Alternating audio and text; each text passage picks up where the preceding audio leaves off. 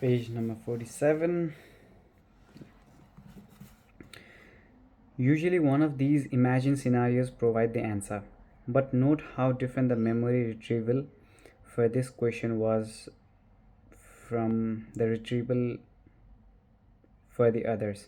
All these questions involve long-term memory but in very different way. The earlier questions were memory related for factual information, what is called declarative memory.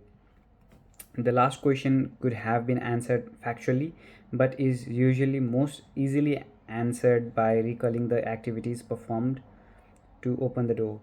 This is called procedural memory. I return to a discussion of human memory in chapter 3. Walking, talking, reading, riding a bicycle or driving a car, singing, all of these skill take considerable time and practice to master, but once mastered, they are often done quite automatically. For experts, only specially difficult or unexpected situation requires conscious attention because we are only aware of the reflective level of conscious processing. We tend to believe that all human thought is conscious, but it is not. We also tend to believe that thought can be separated from emotion. This is also false. Cognitive and emotion cannot be separated. Cognitive thoughts lead to emotions. Emotion drive cognitive thoughts. The brain is structured to act upon the world, and every action carries with its expectation, and these expectations drive emotions. That is why much of language is based on physical metaphors, why the body and its interaction with the environment are essential components of human thoughts. Emotion is highly underrated. In fact, the emotional system is a powerful information processing system that works in tandem with cognition. Cognition attempts to make sense of the world. Emotion assigns value.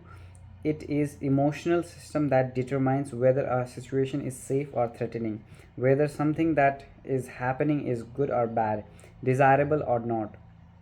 Cognition provides understanding, emotion provides value judgment. A human without a working emotional system has difficulty making choices. A human without a cognitive system is dysfunctional because much human behavior is subconscious. That is, it is it occurs without conscious awareness. We often don't know what we are about to do, say, or think until we have done it. It is as if we had two minds, the subconscious and the conscious, which don't always talk to each other. Not what you have been taught. Truth, nonetheless, more and more evidence is accumulating that we use logic and reason after the fact to justify our decisions to ourselves, to our conscious minds, and to others. Bizarre? Yes, but don't protest, enjoy it. Subconscious thought matches patterns, finding the best possible match of one's past experience to the current one. It proceeds rapidly and automatically without effort. Subconscious processing is one of our strengths. It is good at detecting general trend, at recognizing the relationship between what we now experience and what has happened in the past, and it is good at generalizing and making predictions about the general trend based on few examples. But subconscious thought can find matches that are inappropriate or wrong, and it may not distinguish the common from the rare. Subconscious thought is based towards regularity and structure, and it is limited in formal power. It may not be capable of symbolic manipulation and careful reasoning through a step sequence of steps. Conscious thought is quite different. It is slow and labored, whereas here is where we slowly ponder decisions, think about alternatives, compare different choices.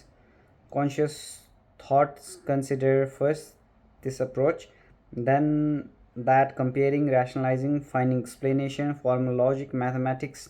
This is in theory. These are the tools of conscious thoughts. Both conscious and subconscious modes of thoughts are powerful and essential aspect of human life. Both can provide insightful leap and creative moments, and both are subject to errors, misconception and failures. Emotion interact with cognition biochemically, bathing the brain with hormones transmitted either through the bloodstream or through ducts in the brain, modifying the behavior of brain cells.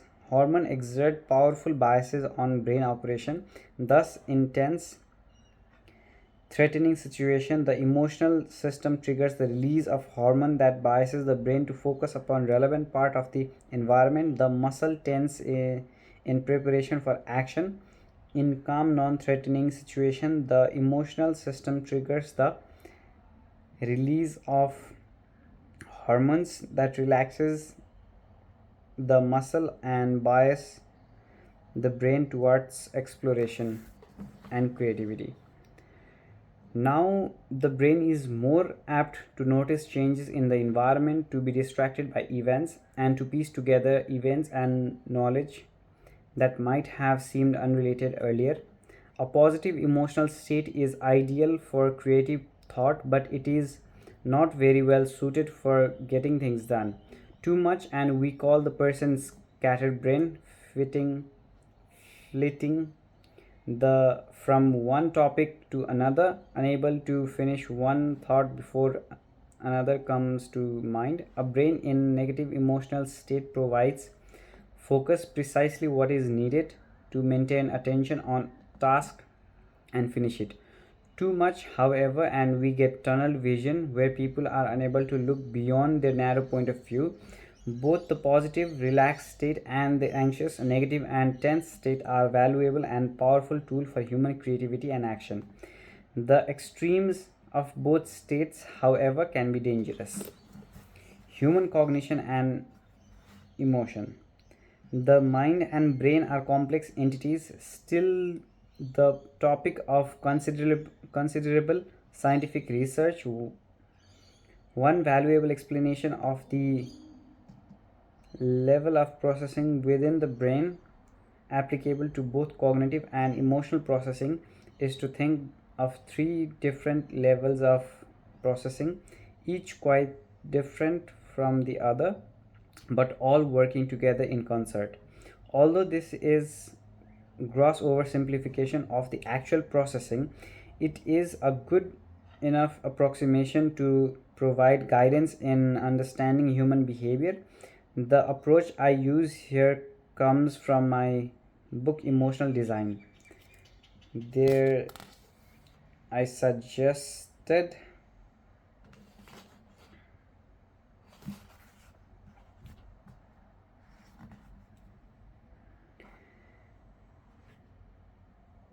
that a useful approximate model of human cognition and emotion is to consider three levels of processing: visceral, behavioral and reflective. The visceral level, the most basic level of processing, is called visceral. This is sometimes referred to a lizard's brain. All people have the same basic visceral responses. These are parts of basic protective mechanisms of the human affective systems, make quick judgment about the environment, good or bad, safe or dangerous. The visceral system allow us to respond quickly and respond subconsciously without conscious awareness or control. The basic biology of the visceral system minimizes its ability to learn. Visceral learning takes place primarily by sensitization or desensitization through such mechanism as adoption and classical conditioning. Visceral responses are fast and automatic. They give rise to the startle reflex for novel, unexpected event. For such genetically programmed behavior as fear of height, dislike of the dark or very noisy environment, dislike of bitter taste, and the liking of sweet taste, and so on. Note that the visceral level responds to the immediate present and produces an effective state relatively unaffected by context or history. It simply assesses the situation. No cause is assigned, no blame and no credit. The visceral level is tightly coupled to the body's musculature, the motor system. This is what comes animal to fight or flee or to relax. An animal's or person's visceral state can often be read by analyzing the tension of the body. Tense means a negative state, relaxed means a positive state. Note 2 that we often determine our own body state by noting our own musculature. A common self report might be something like, I was tense, so my fist clenched and I was sweating. Visceral responses are fast and completely subconscious. They are sensitive only to the current state of things. Most scientists do not call these emotions, they are precursor to emotion. Stand at the edge of the cliff and you will experience a visceral response, or bask in the warm, comforting glow after a pleasant experience, perhaps a nice meal. For designer, the visceral response is about immediate perception, the presentness of a mellow, harmonious sound, or the jarring, irritating scratch of fingernails on a rough surface. Here is where the style matters. Appearance, whether the sound or sight, touch or smell, drive the visceral responses. This has nothing to do with how usable, effective, or understandable the product is. It is all about attraction or repulsion. Great designers use their aesthetic sensibilities to drive these visceral responses. Engineers and other logical people tend to dismiss the visceral response as irrelevant. Engineers are proud of the inherent quality of the work and dismay when inferior product sells better just because they look better. But all of us make these kind of judgment, and even very logical engineers. That's why they love some of their tools and dislike others. Visual response matters. The behavioral level is the home of learned skill triggered by situation that matches the appropriate pattern. Action and analysis at this level are very largely subconscious. Even though we are usually aware about our action, we are often unaware about the details. When we speak, we often do not know what we are about to say until our conscious mind, the reflective part of the mind, hears ourselves uttering the word. When we play a sport, we are prepared for action, but our responses occur far too quickly for conscious control. It is the behavioral level that takes control. When we perform a well learned action, all we have to do is think of the goal, and the behavioral level handles all the detail. The conscious mind has little or no awareness beyond creating the desire to act.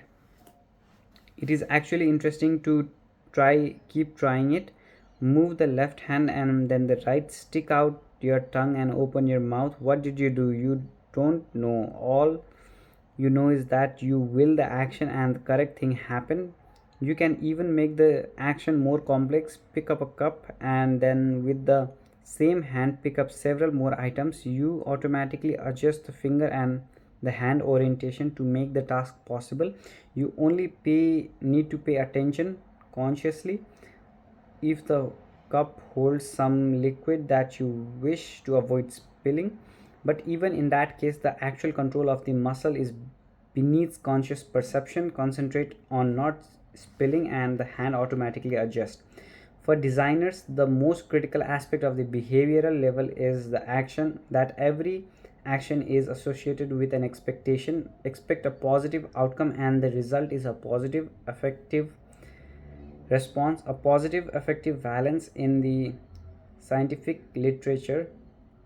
Expect a negative outcome and the result is a negative effective response. A negative valence, dread and hope, anxiety and anticipation. The information in the feedback loop of evaluation confirm or disconfirm the expectations, resulting in satisfaction or relief, disappointment or frustration. Behavioral state are learned. They give rise to a feeling of control when there is good understanding and knowledge of results, and frustration and anger when things don't go as planned, and especially when neither the reason nor the possible remedies are known. Feedback provides us reassurance even when it indicates a negative result. A lack of feedback creates a feeling of lack of control, which can be unsettling. Feedback is critical to manage expectations, and good design provides this. Feedback knowledge of result is how expectations are resolved and is critical to learning and developing of skilled behavior. Expectation play an important role in our emotional lives. This is why driver tends to tense when trying to get through an intersection before the light gets red, or students become highly anxious before an exam. The release of the tension of expectation create a sense of relief. The emotional system is especially responsive to changes in the state, so an upward change is interpreted positively even if it is only from a very bad state to not so bad state. Just a change is interpreted negatively even if it is from a extremely positive state to one only somewhat less positive. This reminds me of share market. So yeah, that's page number 52 done. We'll continue page number 53 tomorrow. Thank you so much.